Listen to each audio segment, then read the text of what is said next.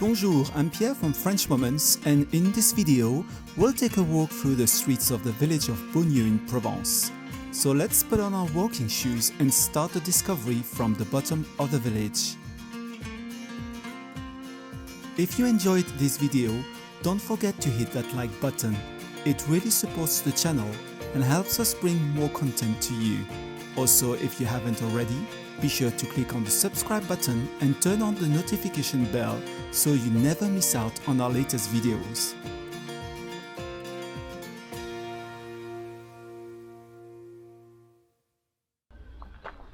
Here we are at the Près du Bourg car park at the very bottom of the village.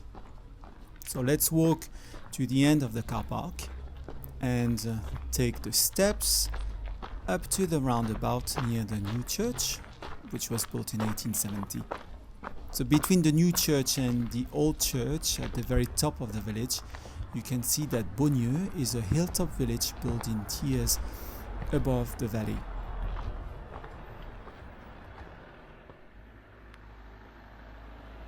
So let's cross the roundabout and take Rue Victor Hugo.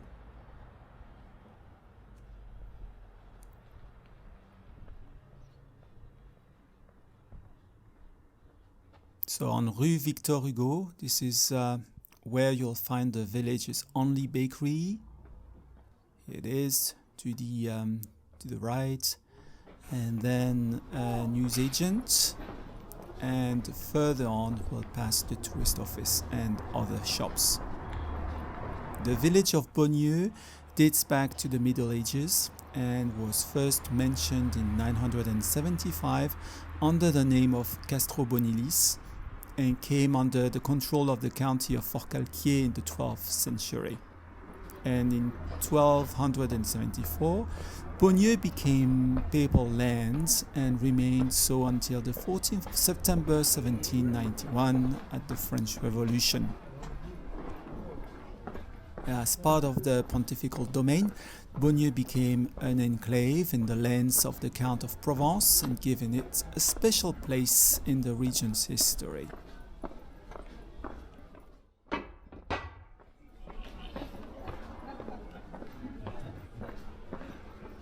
On the left is the former Hôtel Dieu, built in 1749 and enlarged in the 19th century, and the building is now the town hall of Beaunieu and houses the tourist office.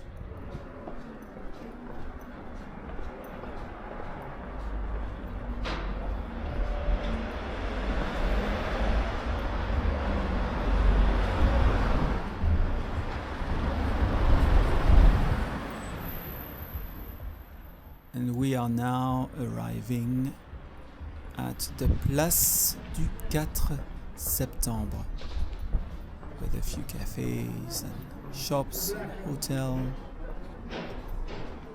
So let's cross the road and turn to the right. And this is you are one aspect of the lower town.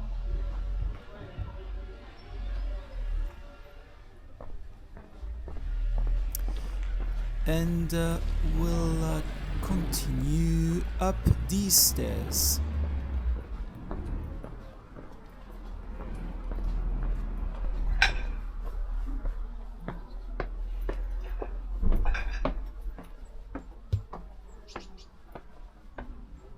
And here we are at the foot of the Beaunieu ramparts, which mark the separation between the lower and upper town.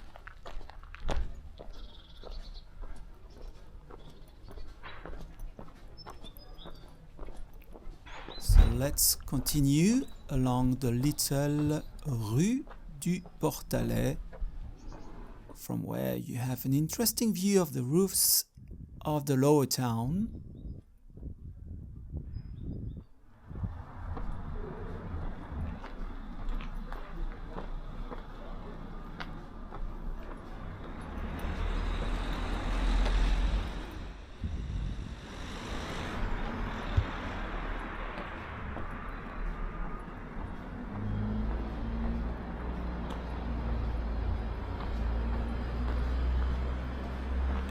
and also the old stone facades of the upper town.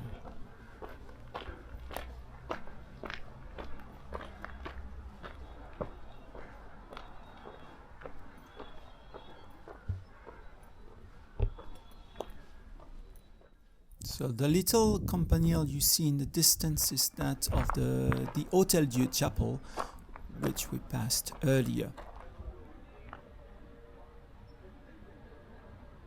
So let's look behind us, and here is the medieval gateway, Le Portalet. So let's go under it to reach the Rue Émile Happy. So in the Middle Ages, the gateway of Le Portalet was an important inner protection for access to the town.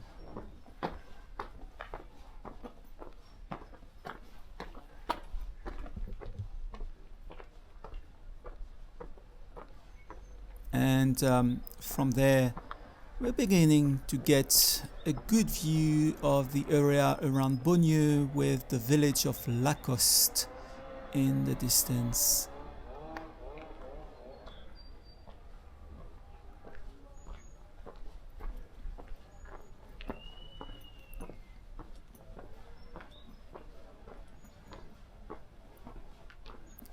So here we are on Rue Émile Happy.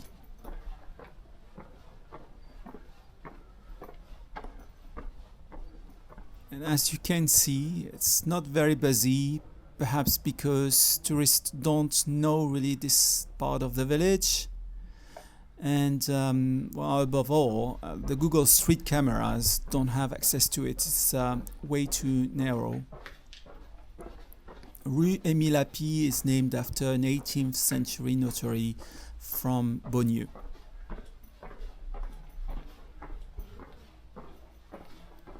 So we'll take these stairs on the left later, but first let's explore the square of Place du Moulin à Huile and its surroundings.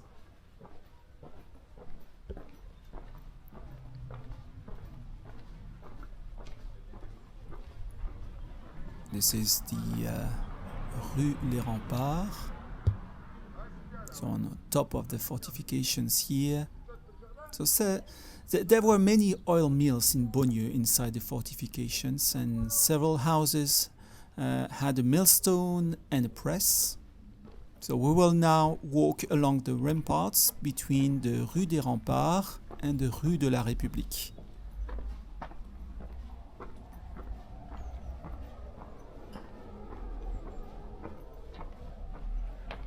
These are the western battlements with cobbled structures that you can still see them today.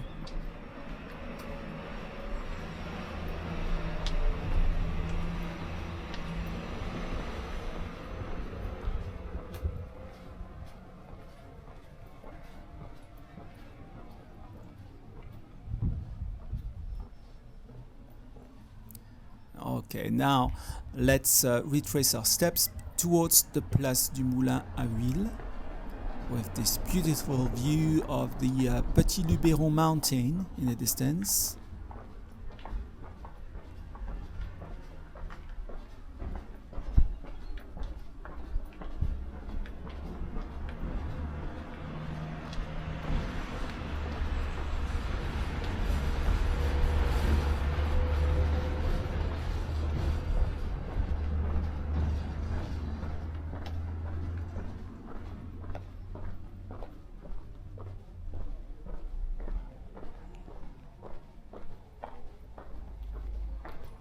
So that was the Place du Moulin à Huile.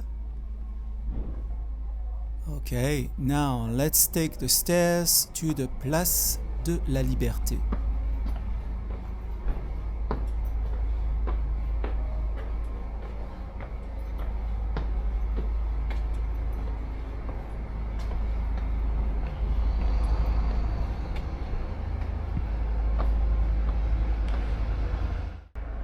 We have now arrived at the Place de la Liberté, which in the Middle Ages was known as the Place de la Justice.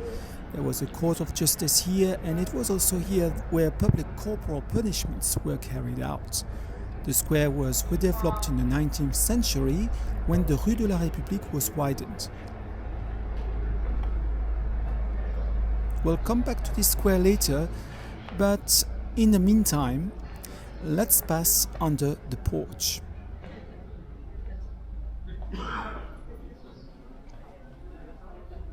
So we are now facing the Rue des Pénitents Blancs, which leads to the old church known as Église du Haut.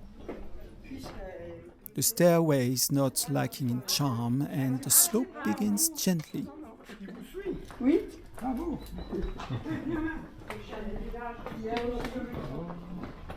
The first part of the street leads to the former town hall known as the Hôtel de Rouville. We'll see it on the left. The mansion belonged to an old Beaulieu family before becoming a town hall in the 19th century, and the mansion is preceded by a beautiful stone porch.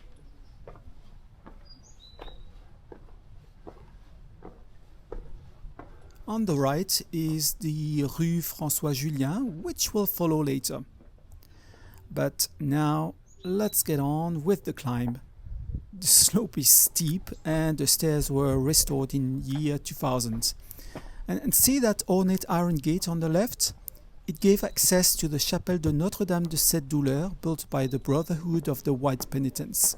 And on the 11th of June 1909, an earthquake caused cracks in the chapel walls, and it had to be demolished in 1915 because it posed a public danger to visitors. So you have to be in good shape to get to the church and its cemetery, and that's why the inhabitants of Beaulieu used to say that the dead buried the living. So here we are at the top of the stairs. There are no more, well actually there are more steps waiting for us before we reach the church, but first let's catch our breath and admire the superb view from the panoramic terrace. This site offers the best view of the lower part of the village, the Beaulieu countryside, the Calavon Valley and the neighboring villages of Lacoste and Goult, the Mont de Vaucluse and Mont Ventoux. Now, the camera doesn't capture all the details that the eye can see, but this film gives you an idea of the panorama. With the naked eye, I can see the villages of Gordes and Roussillon, and on the right you can see the outskirts of Apt and as far away as Saint-Saturnin-les-Aptes.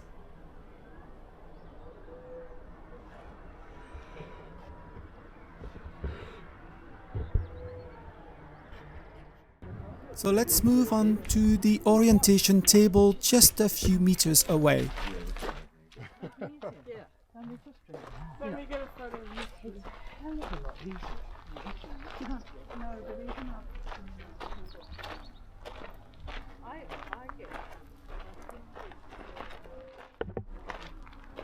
Thanks to the orientation table, you can recognize all the villages and tourist sites in this part of the Luberon, including those I mentioned earlier. Okay, so are you ready to reach the old church? There are still 79 steps separating us from the Église Haute, which dominates the village, surrounded by 100-year-old cedars. Let's get started.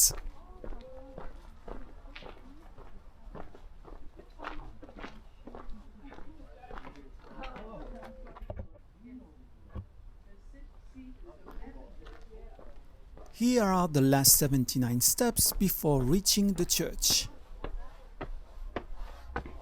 Can you see these time-worn steps? I can imagine the footsteps of the villagers who have endured these stairs for generations. And I'm glad I don't have to climb them on a hot summer's day. So just a few words about the old church. It rises to an altitude of 429 meters, and we started our visit from the car park at the bottom of the village at an altitude of 330 meters. In other words, we have already climbed 100 meters, almost as high as the second floor of the Eiffel Tower. The present church dates back to the 12th century, but only the two original bays remain from that era, and the bulk of the building dates from the 15th century. The church was placed under the protection of Saint-Gervais and Saprote.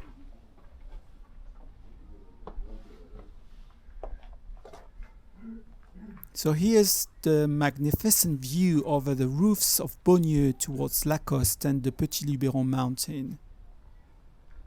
So like many churches in the region, it is generally closed to the public, and in 2023 it was open every day from July to August from 3 p.m. to 5 p.m.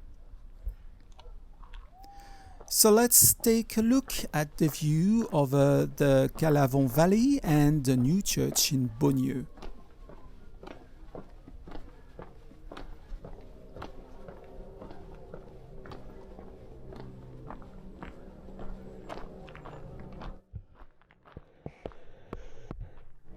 So you can see the panoramic terrace we were on earlier, and the view stretches as far as Mont Ventoux, 40 kilometers away as the crow flies.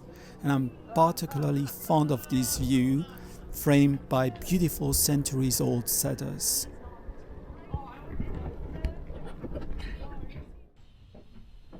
Now that we've reached the top of the village, let's continue our discovery of Beaunieu by taking the Rue du Castellas that will lead us to the historic site of the former medieval castrum. And luckily for us, it's a flat street, so we'll be able to rest our legs a little after the last climb. But first, a short diversion to the old churchyard. It's a lovely green space, great for relaxing or having a picnic.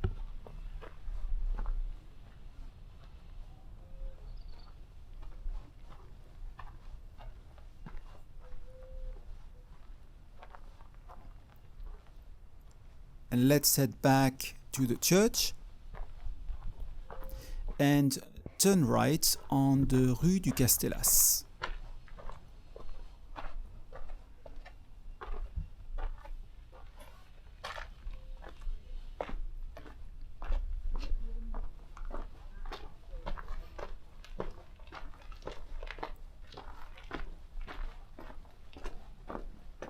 I really like these Lebanese cedars.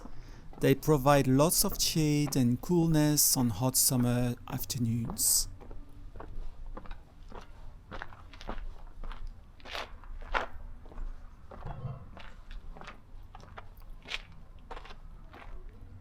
The street is bordered on either side by dry stone walls that give the place a typically Mediterranean feel. Behind the walls are gardens overlooking noble houses whose stonework probably comes from the ancient castrum. A first wall was built around this castrum and the chapel. A second wall was built between the late 12th and mid-13th centuries. And finally, a third wall was built at the end of the 14th century, the same as the one we saw towards the bottom of the village as we passed through the Portalet gate.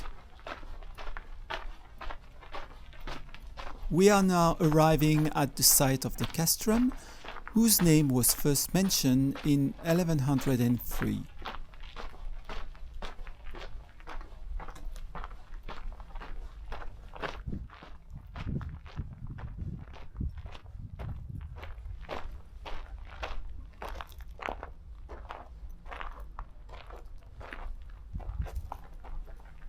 This oratory contains a stone statue of the Virgin and Child, which could date back from the 17th century. Let's climb to the top of the hill, where there is a Calvary dating from 1839.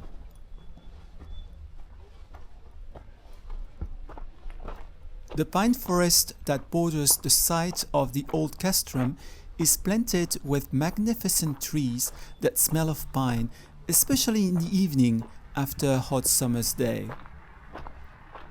This is the view of the D36 road that leads to Lourmarin in a mountain setting.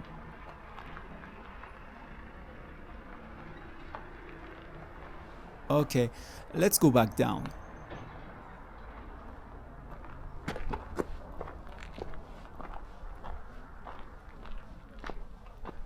Can you see the stone edifice at the bottom? It is a covered well known as the Puits des Souffrances, or Well of Suffering. It is 45 meters deep and was mentioned in historical documents as the only well in the town. It was particularly precious during the wars of religion in the 16th century.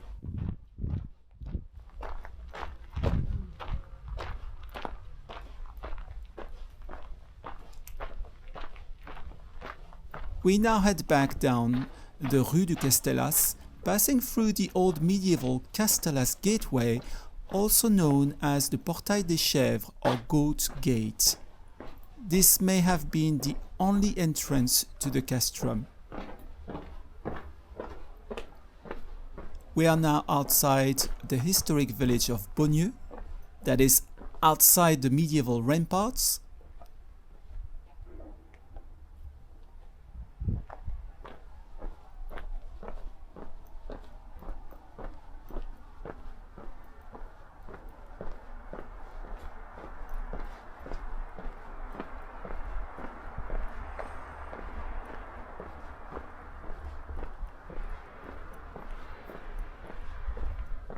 And we're not going to go straight on. So let's take the hairpin bend on the right to re-enter the historic part of the village. In 1348, the Great Plague arrived in Beaunieu, followed by the troubles of the 100 Years' War. The defensive systems were reinforced, and in the 15th century, the land was brought back into use with the help of a population from elsewhere, the Vaudois. Unfortunately, the second half of the 16th century was characterized by persecution and massacres. Let's enter the village again through the Porte de Guiramont, a gateway in the line of ramparts that once covered the castrum walls. The Rue Droite is one of my favorite streets in Beaunieu. It is a Rue Caladée, that is a street paved with river pebbles or cobbled with limestone.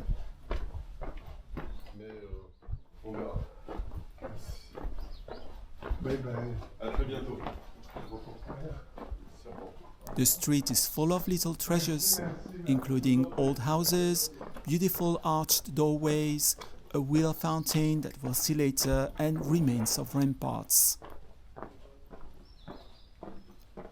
The Rue Droite features tall houses, typical of the hilltop villages of Provence. This type of dwelling combines human and animal accommodation under the same roof. The elevated house is subdivided into a stable on the ground floor, accommodation on one or two floors, and an attic in the loft. This was the type of house reserved for village farmers who did not have much livestock to house.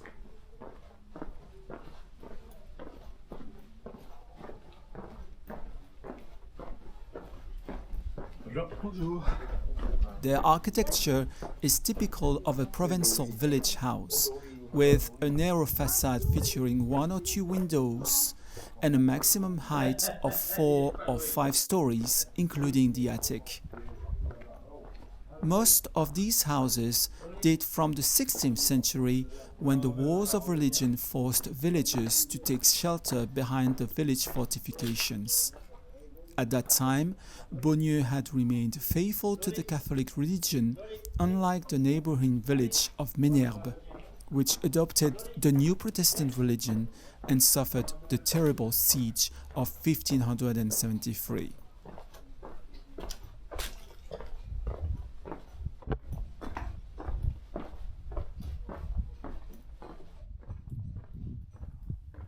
We will now leave the Rue Droite and turn right into the Rue de l'Ancien Presbytère. This will allow us to admire the roofs of Beaunieu and get a bit of height. I thought I was done with the climbs, but this is the very last one of the walk.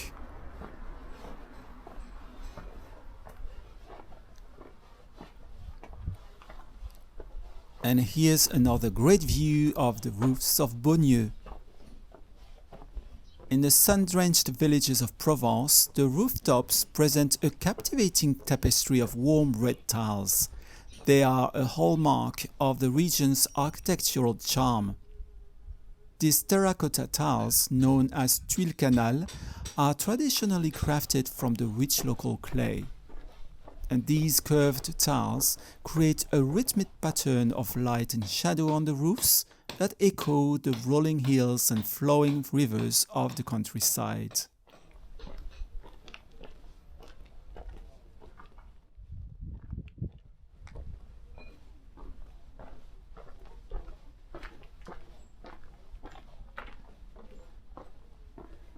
Bonjour le chat.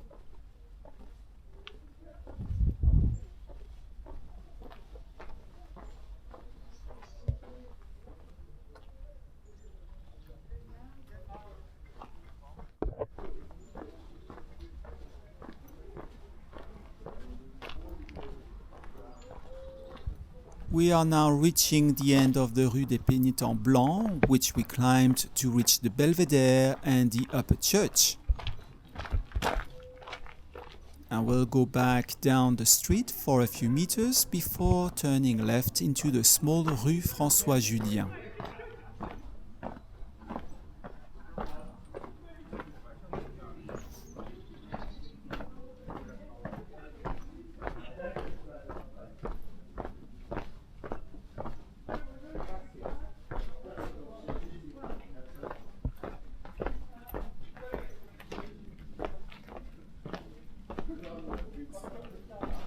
So you see, tourists think this is a private alley with no exit, but not at all. It's a picturesque, shady street that will take us down to the Rue de la République.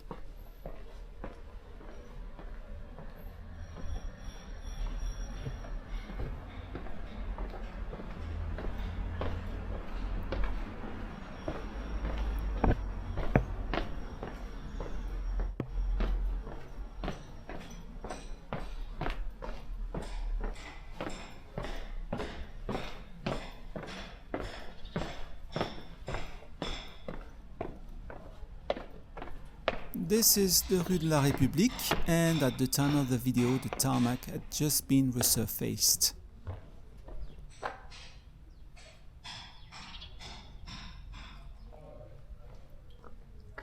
And to start with, here's the Fontaine des Dauphins that features 2 dolphins. This is one of the most beautiful fountains in Beaunieu and was also known as the Grande Fontaine.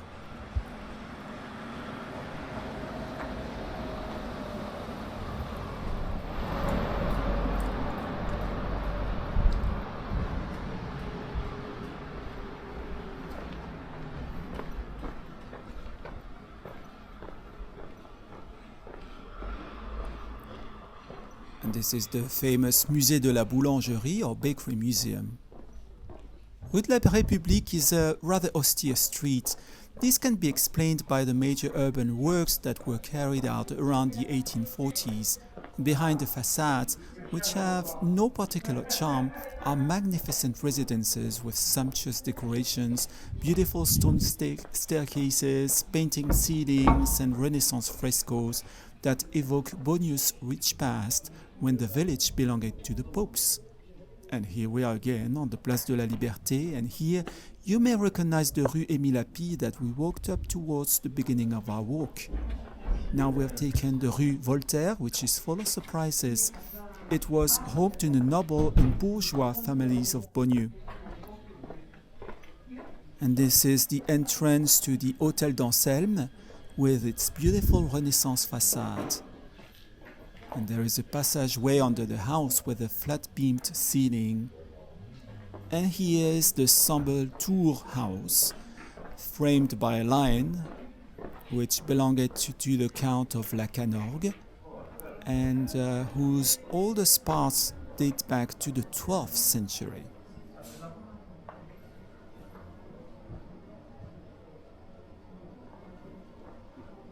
Now, let's take a look at this curious tunnel beneath the houses. This small area once enclosed, was the Carriera, reserved for the Jewish community. Its inhabitants were required to live there and were locked in at night. And because they couldn't expand beyond this perimeter, the Jews of Beaulieu built their houses 6 or 7 stories high.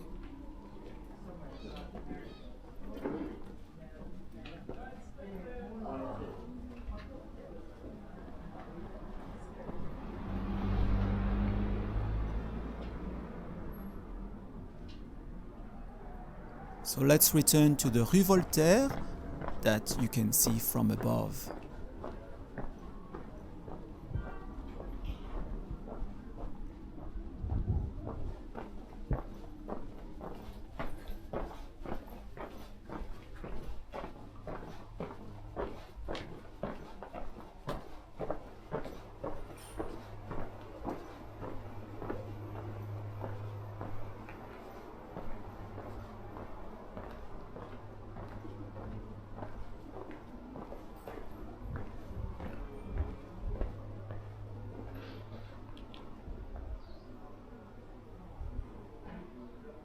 Today the street is rather quiet. In the past it was noisy and lively. It used to be called Rue du Café because there were so many cafes. It was the main shopping street in the village. It's a bit hard to believe today, isn't it?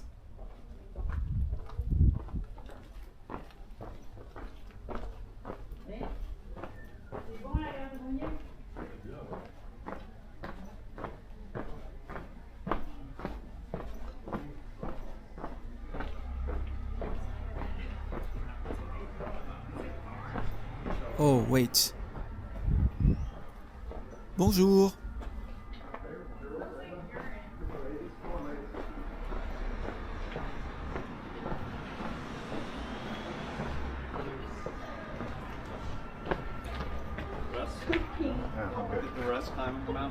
We've now come down to the lower part of the village, to the Place Carnot, which is still very busy today, and on the right is the restaurant Le Fourni, located in the village's oldest bakery, and part of the house is built into the rock.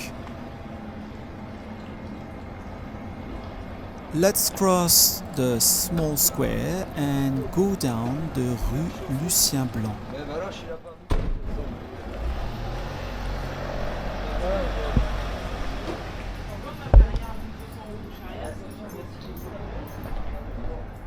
On the left is the village's small supermarket, and on the right is our favorite ice cream shop in Beaulieu, which is open from mid-spring to mid-autumn.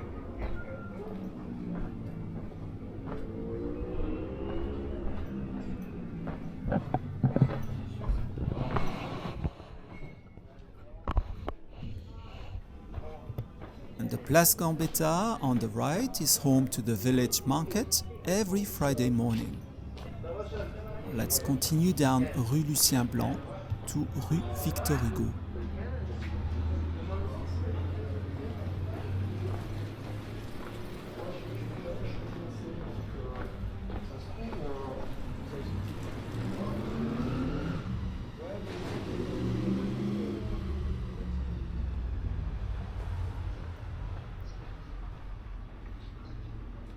Et voilà, let's now follow the street to the car park with its continuous view of the Église Neuve.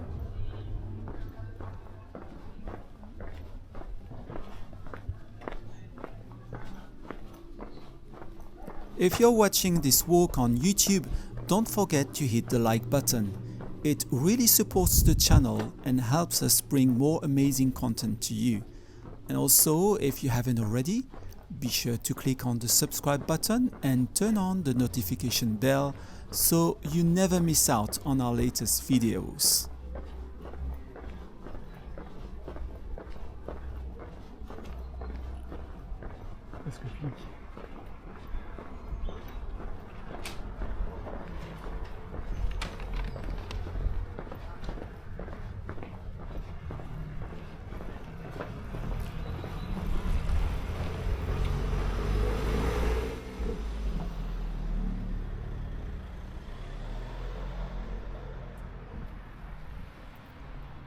let's cross the roundabout.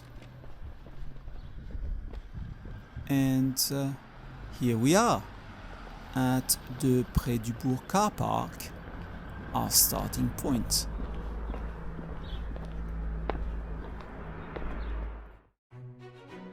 Thank you for taking part in this discovery walk with me. It was a real pleasure to help you discover the village of Beaunieu in Provence. This walk is just one example of what you can do in Beaunieu. There are of course other streets and lanes that you can discover during your visit. Beaunieu is a village that holds beautiful surprises for those who love fine stonework and small-scale heritage. I'll see you soon for other adventures.